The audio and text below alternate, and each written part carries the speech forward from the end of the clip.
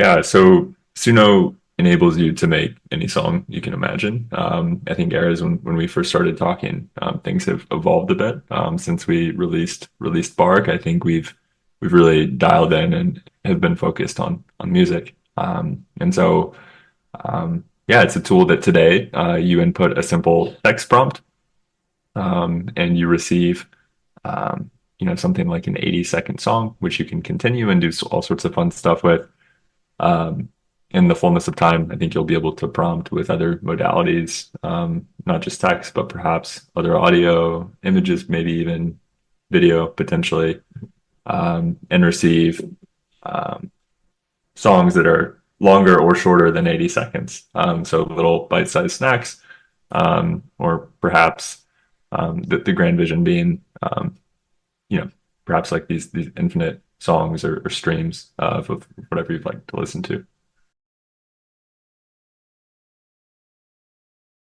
There are four of us, so larger founding team. But yeah.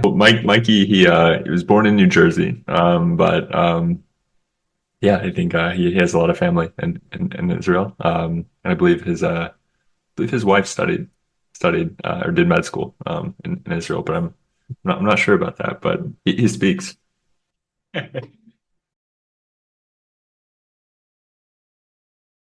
It's been really neat and flattering to see the interest in Suno and these various models. I think Bark, maybe starting there was a bit of a surprise to us, candidly. I think I mentioned this over email when we first spoke, but we really viewed Bark as a research milestone that really proved out that there was a there for using these transformers based models for audio, and so we thought it was a really cool demo, essentially, and proof point that this could work for audio. And of course, we use speech, given that it's the most paved path within audio, certainly relative to music and sound effects and some of these other subdomains.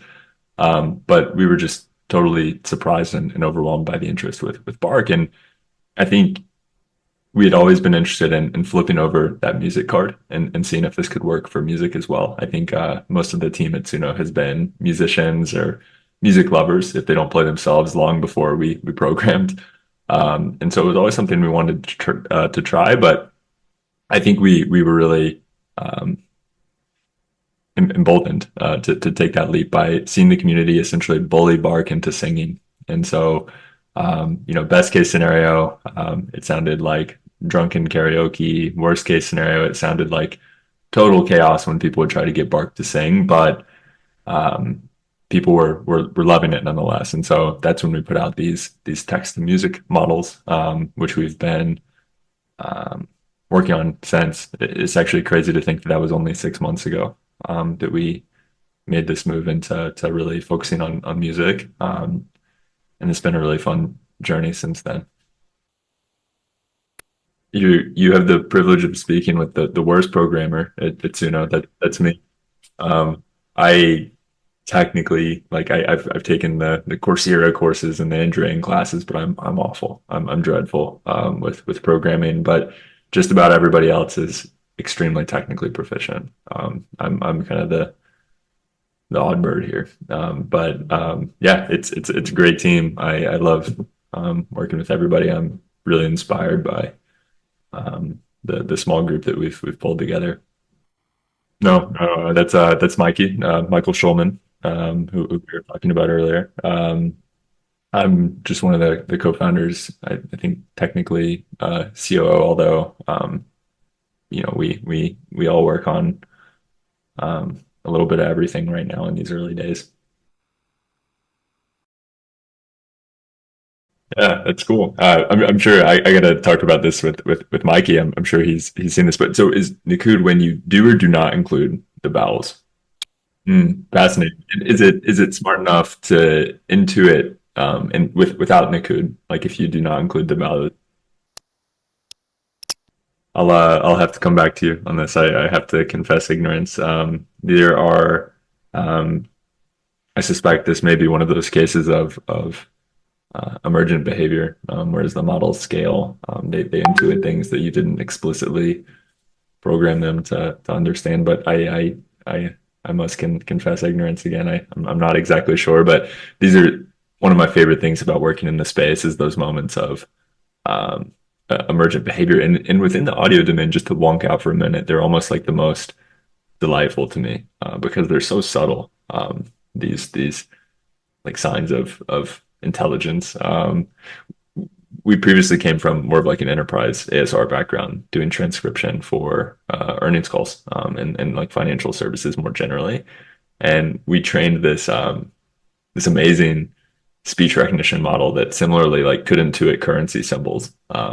We if you just said $5, $5, it would like do $5 and punctuate it correctly in this amazing way. And there was this feature slash bug similarly that just blew my mind. I had a similar reaction to that as this Nikud thing that you mentioned, phenomenon. And we actually had to rein this in, but the model would attempt to impute a currency based on somebody's accent and the surrounding context. So if a British,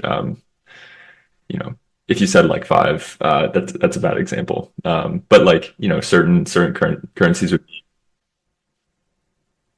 well, yeah, maybe it would do like 5 AUD in that case or something like amazing. And our CEO at the time was English, and so yeah, we ran all sorts of tests, like having him, say stuff because our fake British accents were awful. But yeah, anyway, that's on the generative side that was discriminative, but on the generative side, I'm always like thrilled to uncover these Easter eggs, and it's like one of my favorite things to learn about. So thank you.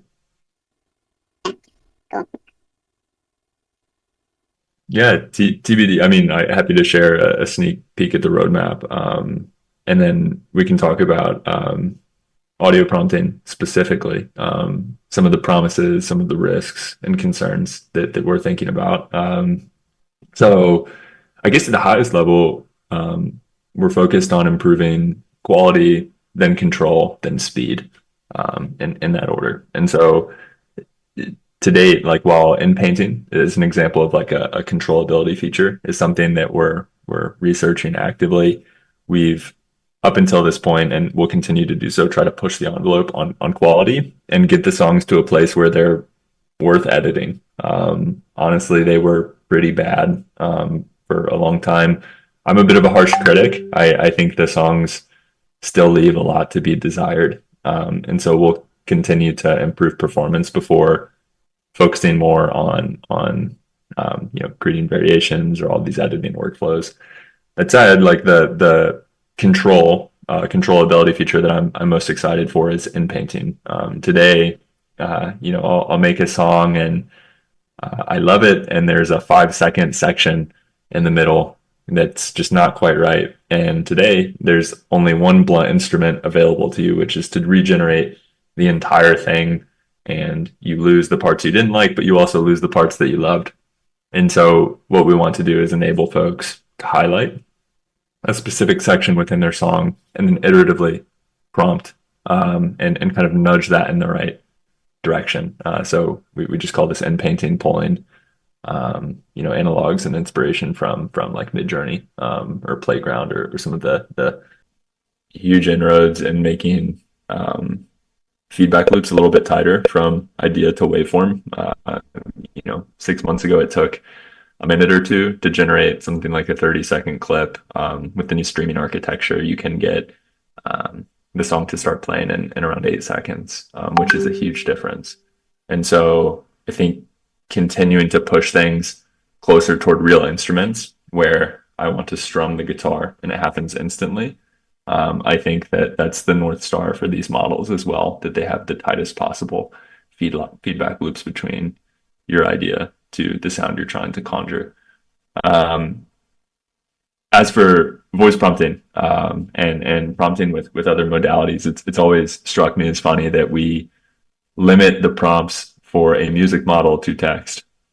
There's an old Frank Zappa quote that I love, and you may be familiar with, that writing about music is like dancing about architecture. And I think sometimes I personally lack the vocabulary to describe what I want to come across in the song. And so we're very excited about a future where you can actually hum or perhaps sing part of your prompt, maybe enhance it with some text. Maybe you don't even need it. And that is like a big part of, or all of your prompt is actually audio based, audio inputs, audio outputs. Um, the primary design constraint that we're working with is that we want to focus the experience on creating original music, just like the text-based prompts. And so um, we do want to avoid enabling non-consensual voice cloning. I'm sure you saw the fake Drake stuff from Ghostwriter. And, you know, I thought it was a really catchy song, but I don't think it's a sustainable future. And so I thought it was really neat, and frankly, I enjoyed the song. If I have to be honest, we're not trying to be like more absolutist or too philosophical here, but I think we're trying to approach this where we're hopeful that in the future, like AI will be something that we use with artists or to create new artists, not something that you do to artists. So from Drake's perspective, or Travis Scott, which was another one of the songs, like it can't feel good to wake up and hear a song using your likeness that you didn't sanction. And so all this Grimes is a different one, you know, and like all the elf tech stuff is amazing, and super interesting. I mean, Holly Herndon was a pioneer here, but to your point, like night and day difference between like opt-in versus very much an unwilling participant in their own music. And so, or their own is where the quote should go on, not the music. But um, that's all to say, like, we are very excited about features such as like humming a melody and having it come out in a full symphonic orchestra, or tapping your pencil on the table and turning it into hi-hats or the beat for your hip hop loop. You know, something like this, I think, is a huge tailwind for creation. What we want to avoid is somebody playing Taylor Swift over their iPhone into the Suno input field, and setting up our users for ourselves and our users up for trouble from a copyright perspective. So that's all to say, it's something we're thinking about actively. We're starting to design our mobile experience, and I think that form factor will lend itself nicely to audio inputs, even more so than desktop. But we're approaching this very thoughtfully, very carefully, where we want this to be a tool for creative expression, but not at the expense of the canon of existing music. I mean, as you point out, it's such a rapidly evolving, extremely dynamic area of the law, especially across countries. And it's been amazing to see how global the user base is, but that's just more markets that we need to take the various local copyright considerations into account. I will say, like, what we do, given that this is a moving target a little bit, is that we try to hold ourselves to a super high standard, especially on the output side. And so that's why we've started blocking folks from inputting lyrics to existing songs within their prompts. And we've actually gone a step further, and candidly, as we've antagonized some users doing this, but we don't allow folks to prompt within the style field, like in the style of existing artists. And so what we're really focused on is making sure that the resulting songs from Suno are infringing on existing rights holders' rights. And so we've continued to pour more time, energy, money into making sure that the songs that come out of Suno are totally new, de novo works. And then, yeah, to your point, like super evolving questions. I think we try to approach this super pragmatically. We're gonna train the best models we can with the data that we're allowed to use. And so that's kind of the posture. But we're watching all this closely. Lots to be decided by the courts, and we'll adapt accordingly.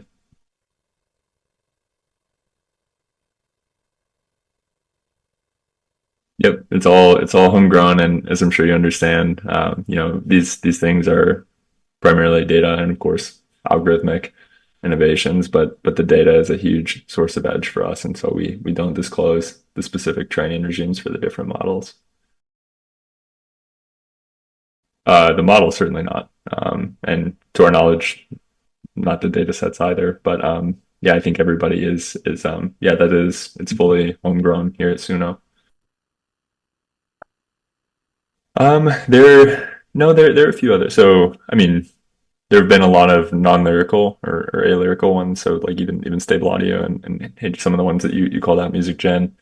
Refusion is a newer, I believe a little smaller company who does do lyrical music generation. Uberduck, although I believe limited to English, perhaps rap only. So yeah, there are some folks around. I do think we're at an inflection point where I expect the space will heat up. I think more of these tools will emerge. I'm hopeful that Suno will be you know part of the future of those tools. We're trying hard to to be part of it. But yeah, I think you're going to see a lot of companies and entering the space and becoming more interested in this.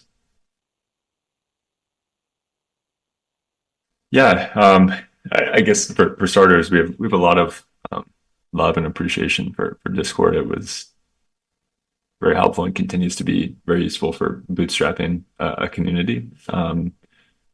I think the primary consideration from a product perspective was the ability to just have fewer design constraints when building out the end user experience. And then also to your point, there are before you even get there, I think there is a barrier to entry for folks to use your tool via Discord. Um, my family, for example, I don't think had played with Suno until we had the web app. There was a kind of pulling teeth to get folks to try it, and I think whenever you're trying to get a tool in people's hands, it's important to take that into consideration. Where Discord is incredible is having a community built in. It's essentially um, folks sharing notes on best practices for prompting and stuff. And I do think that some of our heaviest, some of our most valued power users prefer to use the model via Discord even today. That said, yeah, web has opened up a lot of new opportunities for us, and remains to be seen if this is true. But I'm hopeful that a mobile experience will uh, will be similar to web. So it's also something we're thinking about is what would a Suno experience on your iPhone or your Android look and feel like? What unique opportunities does that form factor unlock that you can't do on either web or Discord? And those are things that we're thinking about a lot. I guess last thing I'll say is for some time, uh, it's been really neat to see this evolution. Like originally, people were trying Suno to see uh, what music AI could make. They had played with ChatGPT, they had used Midjourney, and they wanted to see where the AI was at in terms of music. We're moving into new user cohorts and groups where they're coming to Suno to see what music they can make as a person, and they don't particularly care about AI. And it's becoming more of the how than the what.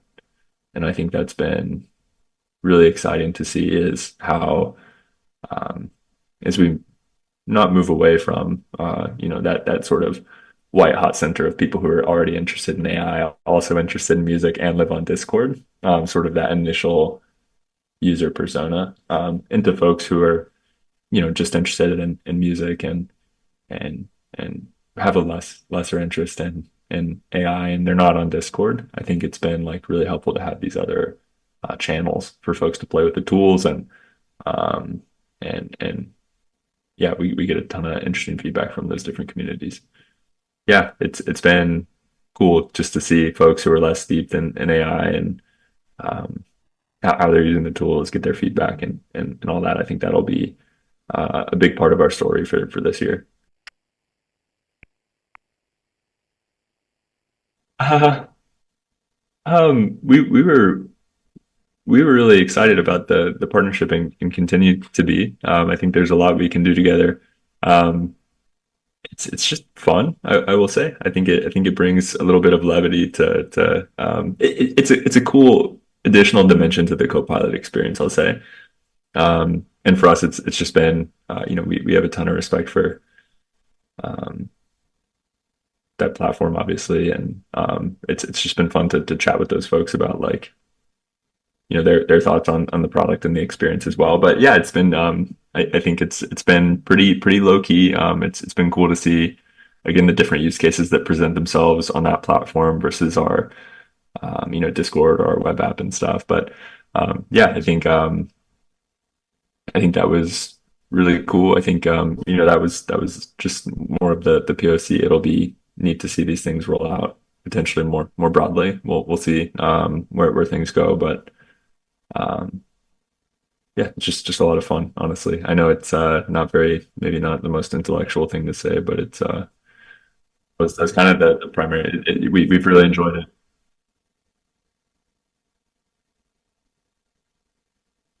Yeah, I think that's the body of work is let's figure out ways to confirm it's the user's voice, and I think there are ways to do this that we're exploring.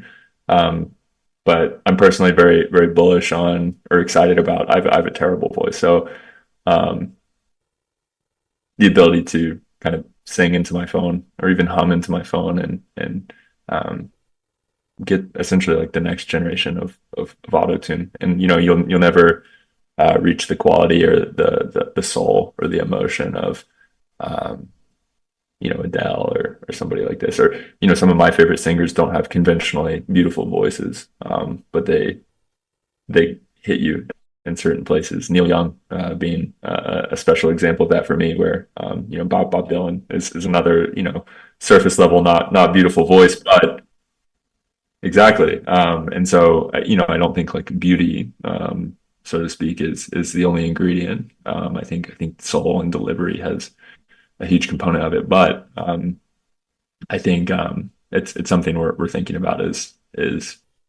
yeah, that full spectrum of product experiences, where you can again prompt with audio as well as text, perhaps other modalities, whilst like ensuring that they're um, original works that are coming um, out of the engine. So yeah, I think the core tech is there. It's more like product guidelines um, and designing this like super thoughtfully.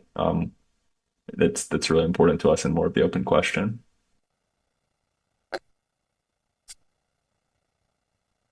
Yeah, I do have a question for you. I guess the main other thing I would share is like, well, I mentioned that shift from it's been really neat to see folks who are really excited about AI already continuing to use the tool and that community growing.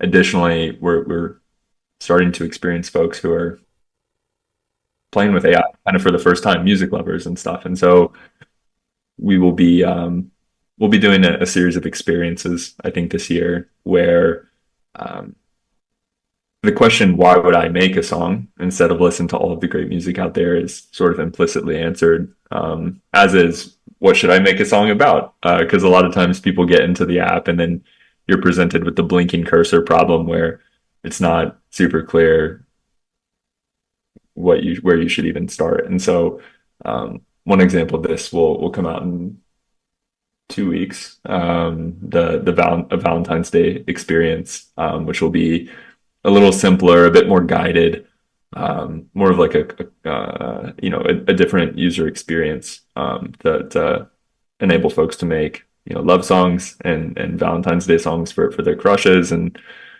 friends and family and stuff. So um, a little bit different than the core experience, but excited for some of these drops or side experiences that'll sort of let folks dip a toe in and experience the tech, um, and a little bit more of a whimsical, playful, experience. And so I'm really looking forward to those. I think they're going to be a lot of fun.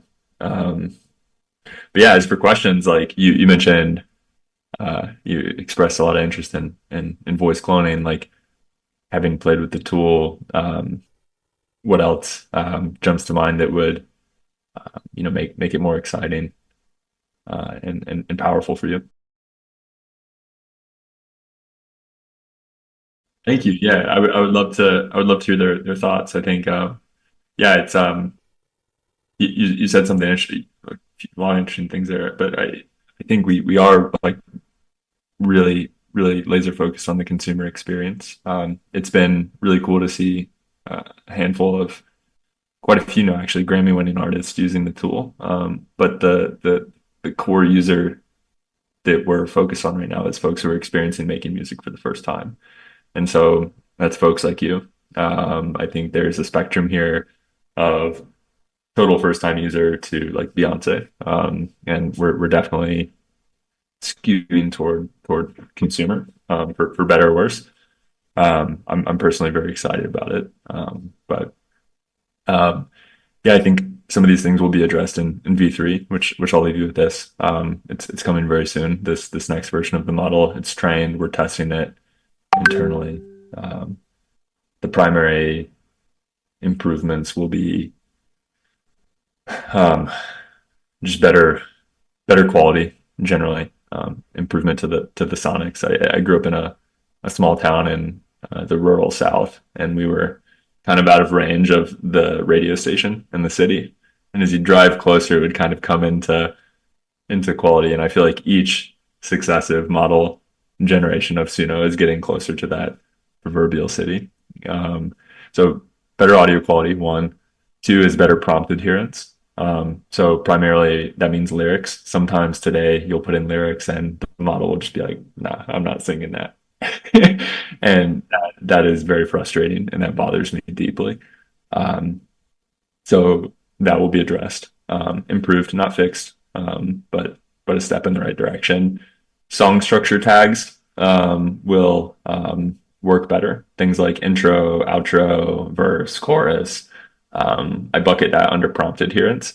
So the songs will have like a more coherent like structure rather than just dropping you into a chorus and then abruptly stopping, which happens right now. So you can expect more build, more wind down. Very frustrating to me because you can't land the plane. Um, and so that's coming. And then yeah, I'd say those are the big ones. And then part of the last one, I suppose, is continuation consistency. But between us, I quite dislike the current continuation workflow. I think it's very clunky. I think it is not elegant. I don't think it works as well as it should. And so improved continuation consistency. And then as part of that, like I think we'll continue to revisit if clicking the ellipses to the right of the clip, pressing continue, typing in your new lyrics, like if that's really the optimal user experience, because um, I think, in fact, I know we can do something a bit cleaner, easier to use, and so I think the UX around continuation will change to make it a little bit easier to extend your favorite songs. Um, so yeah, I mean, similar to Midjourney, it's early days. Like if you rewind, a year on Midjourney, I think they're around V2 or V3 or something, and so um, I think that's like the perfect analog is these things will not be fixed. They will be improved. It's exciting though to follow that directional arrow of progress and uh, you know super exciting to see where that trend line leads.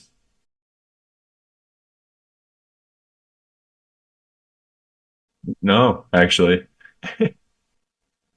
um, I I think no, I think that would be very exciting.